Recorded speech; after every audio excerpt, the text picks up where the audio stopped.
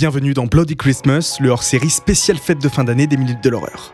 Chaque jour pour attendre Noël, nous vous offrons un podcast exclusif. Faits divers, meurtres, enlèvements et tueurs en série, blottissez-vous sous la couette et laissez-moi vous conter leurs histoires.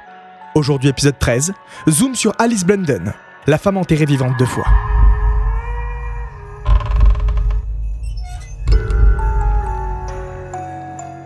Savez-vous ce qu'est la taphophobie ? Il s'agit de la peur d'être enterré vivant. Si vous souffrez de cette peur, vous avez un point commun avec moi, Chopin, et il vaut mieux pour vous ne pas écouter la suite de cet épisode. Et si vous n'êtes pas familier avec la taphophobie, vous le serez à la fin de celui-ci. Nous avons très peu d'informations sur la victime, étant donné que cet incident date du XVIIe siècle. Alice Davey a épousé William Blunden le 3 novembre 1656 à Basingstoke, en Angleterre. La famille Blunden est bien vue et vit une existence assez ordinaire. Il semblerait qu'Alice était une grande consommatrice de brandy, qui est un alcool d'eau-de-vie de vin. Un soir, alors qu'elle n'arrivait pas à dormir, elle a bu une grande quantité d'eau de pavot, un puissant narcotique souvent utilisé comme anesthésiant et antidouleur. Elle a dormi si profondément qu'elle a plongé dans un coma. Elle a été prononcée morte par un pharmacien le 15 juillet 1674. Pour vérifier si elle respirait encore, le médecin a utilisé une technique assez rudimentaire mais courante à l'époque. Il a placé un miroir sous son nez et aucune buée n'est apparue, il a donc conclu qu'elle ne respirait plus.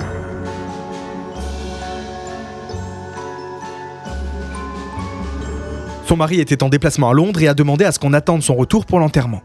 Un souhait qui n'a pas été respecté par la famille et Alice a été enterrée rapidement.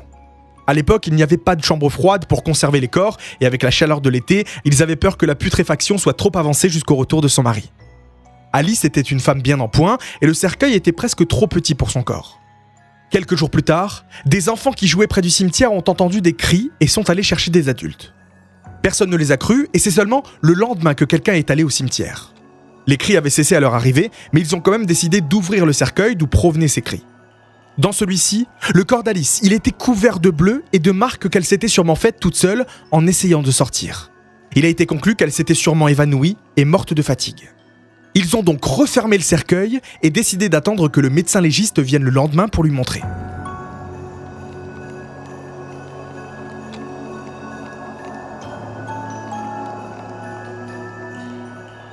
Un garde a passé la nuit à surveiller sa tombe, mais est allé dans une taverne quand il a commencé à pleuvoir.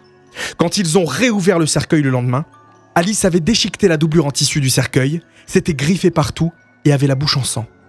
Cette fois-ci, elle était bel et bien morte. Personne n'a été tenu responsable de cet accident tragique, mais la peur que cela se reproduise a hanté les habitants pendant des siècles. Alice a laissé derrière elle 2 enfants, Elizabeth et William, et son époux est décédé 26 ans plus tard, le 13 mars 1701.